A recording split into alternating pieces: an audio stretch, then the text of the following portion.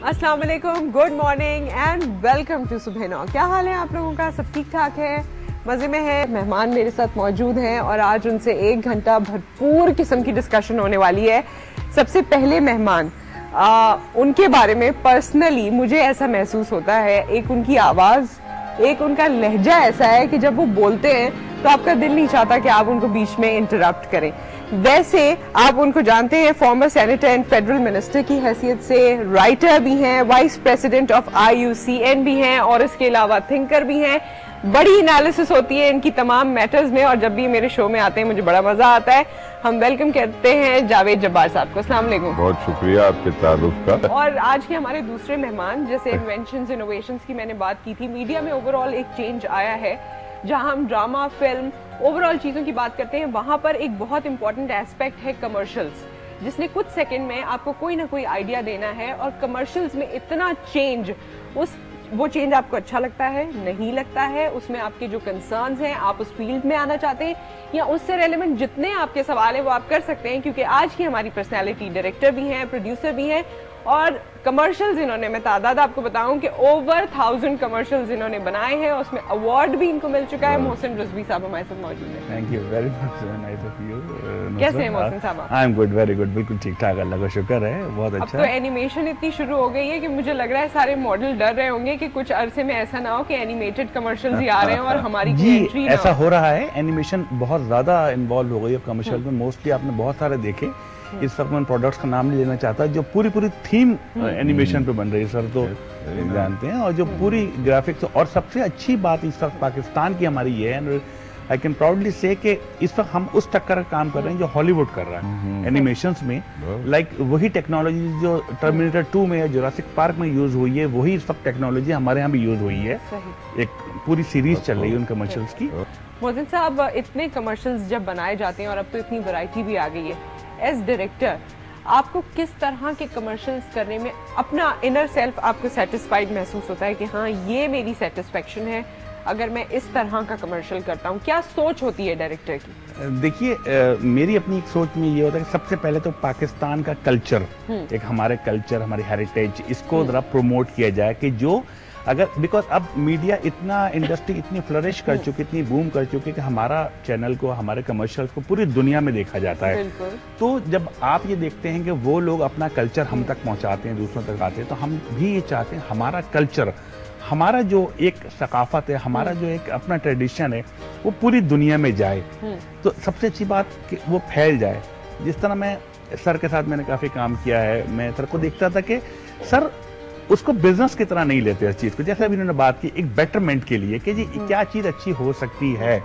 तो बिजनेस तो सब लोग कर रहे होते हैं, बेहतर ये होती है कि आप अपने तवज्जो से एक ऐसी चीज छोड़ जाएं जो देखने वालों के लिए बड़ी इंस्पिरेशनल हो, एक अच्छी चीज हो। यही हमारी कोशिश होती है। मोहसिन साहब, आप इस वक्त ये टेक्नोलॉजी में इतना जो चेंज आ रहा है, आपको इसके पॉजिटिव पहलू हमें भी नजर आ रहे हैं, आपको भी नजर आ रहे हैं, कोई नेगेटिविटी नजर आ रही है, चाहे वो एनवायरनमेंट से मुंसलिक हो या किसी और चीज से हो?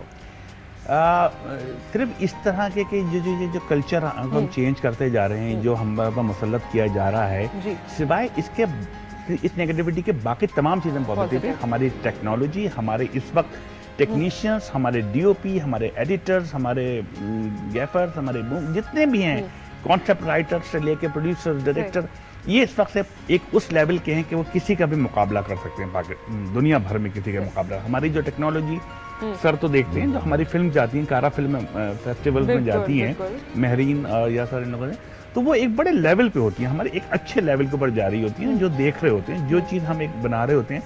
फिर जो इस वक्त जो यंग टैलेंट आया है, यंग डायरेक्टर्स जो आ गए हैं, वो यकीनन अगर वो फीचर फिल्म बनाते हैं, लाइक मैं मतलब महरीन जब्बार ने साबित किया, ये बना के सर ने बनाई, रामचंद पाकिस्तानी, या अब जो भी लोग या जो भी आके ऊपर एक बनाएगा एक फिल्म, फीचर फिल्म, तो वो यकीनन एक स्टैंडर्ड हमारा बिल्कुल एक चेंज हो जाएगा। अभी आपने खुदा के लिए देखी शोएब साहब की, शोएब मंसूर की, या इनकी रामचंद पाकिस्तानी, ये बिल्कुल इंडीड ये इंटरनेशनल स्टैंडर्ड की मूवीज हैं कि इस वक्त हमारा जो एक जमाना था, हमारा एक ये गिरता जा रहा था, तो कम से कम बन रही है मूवीज, अगर कम बन रही है, मगर एक क्वांटिटी, एक क्वालिटी आ रही है, जो एक हमारे पाकिस्तान को रोशनास कराने में बहुत बड़ा वो लोग भी नजर आ रहे हैं कि ये वो लोग हैं जिनमें पोटेंशियल है, शायद ये कुछ कर सकते हैं। बिल्कुल जी, देखिए अनफॉर्चुनेटली हमारे इस पर इंडस्ट्री का थोड़ा सा बुरा हाल हो गया है कि ये नीचे आ गई है।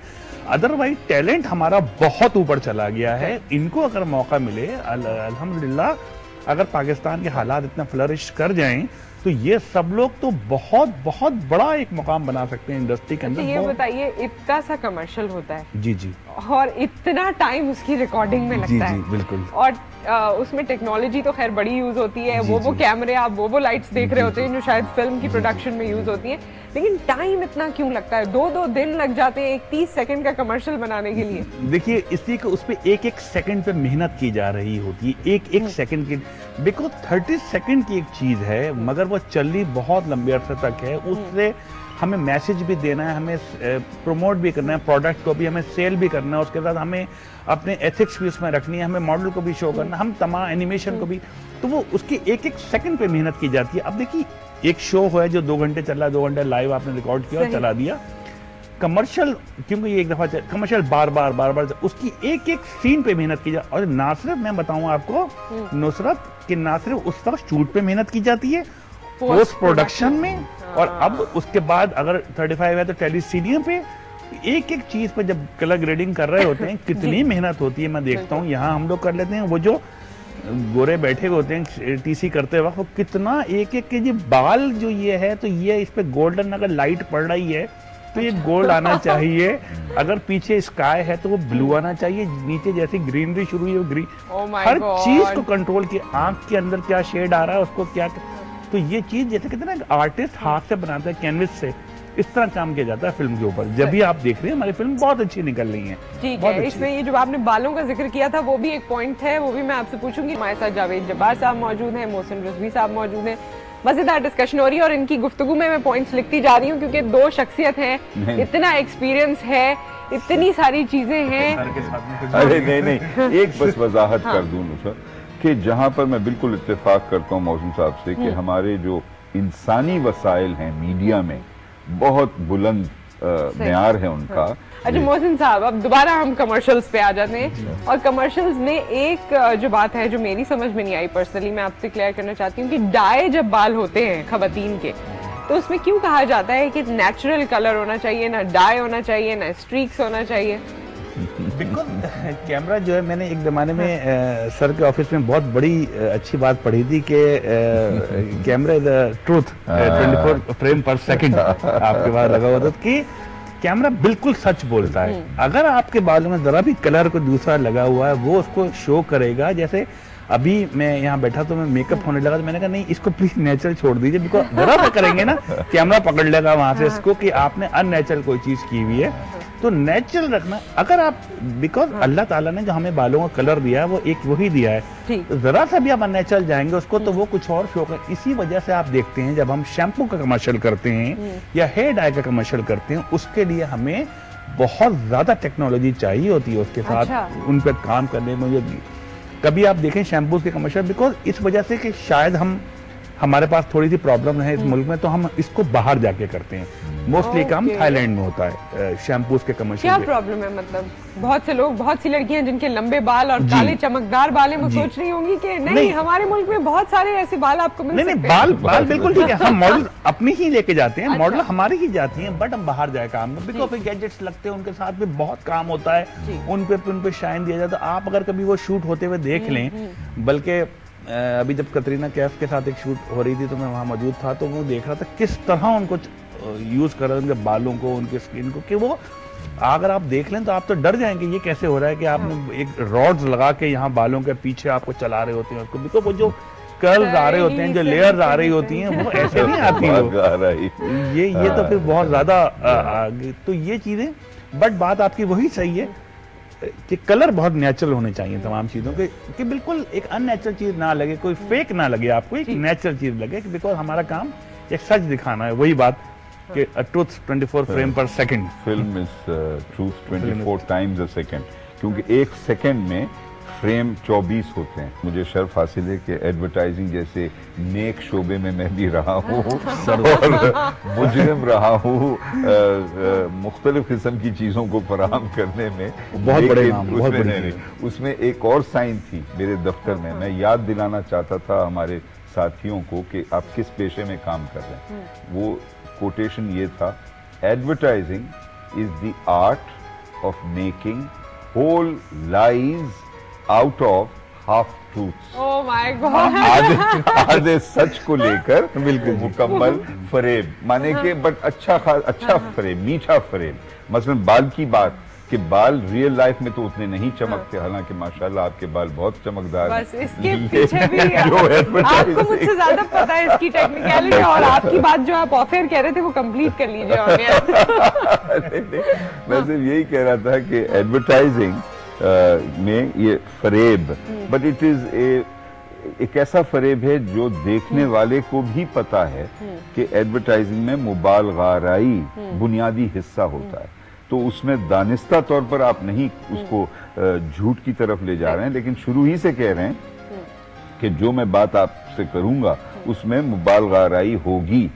बाल ऐसे चमकेंगे कि कभी आपने जिंदगी में नहीं देखे होंगे, और जितना भी आप कोशिश कर लें अपना शैम्पू लगाकर उस हद तक आप नहीं चमका सकेंगे, लेकिन एडवर्टाइजिंग में जरूर देख सकेंगे। हाँ, जी मोहसिन साहब आप भी इसमें ऐड करना चाहते हैं? एथिकली अब ये होने लगा है कि शैम्पूज के कमर्शियल में या ऐसी नीचे लिखा टैगलाइन निकल आने लगी है जो प्रोडक्ट के साथ लिखी हुई होती है कि ये जो दिखाया जा रहा है फिल्म में असल में ऐसा हो सकता है, ऐसा ना हो। हाँ, अगर आपने नहीं पढ़ी है तो आज बता दिया है। वो इतनी छोटी होती है, ये उतनी ही छोटी जितनी वो तम्बाकू मुझे बताते थे। अब बात कहने ये तमाम बच्चों को पहुंचे तो तबीयत खराब हो जाता है, वो कहनी जरूर होती है बात में कि ये है, हम आपको बता रहे हैं पहले से।